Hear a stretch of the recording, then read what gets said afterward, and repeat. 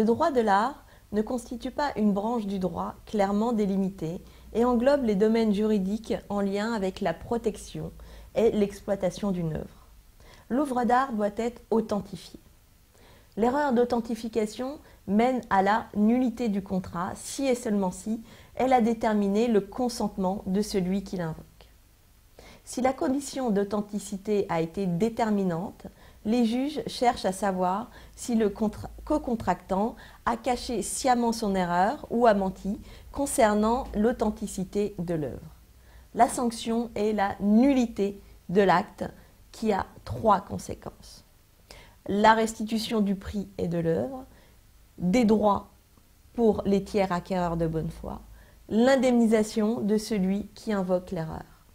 Par ailleurs, la contrefaçon peut engager la responsabilité civile, ce qui peut mener à des versements de dommages et intérêts, ou engager la responsabilité pénale, et dans ce cas, les peines peuvent aller jusqu'à 5 ans d'emprisonnement et 500 000 € d'amende. Enfin, le vol ou le recel d'une œuvre d'art peut également mener à une procédure pénale. Tout au long de sa carrière, l'artiste est confronté à plusieurs types de contrats.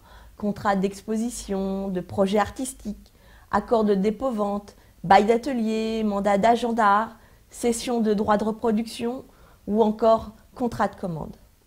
Le contrat de commande, par exemple, consiste en la création d'une œuvre moyennant rémunération. L'œuvre reste la propriété de l'artiste durant tout le processus de création. L'œuvre peut être vendue par l'artiste lui-même ou par une vente aux enchères publiques ou encore par un galeriste ou un marchand d'art.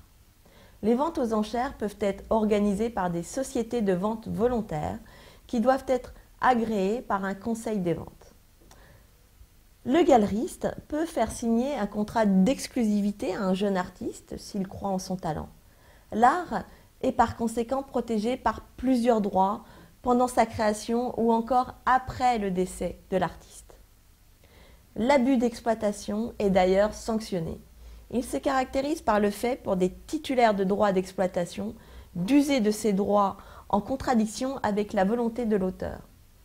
Cet abus de droit, selon l'article L. 122.9 alinéa 1 du Code de propriété intellectuelle, peut être constitué par un acte positif ou un refus d'exploiter.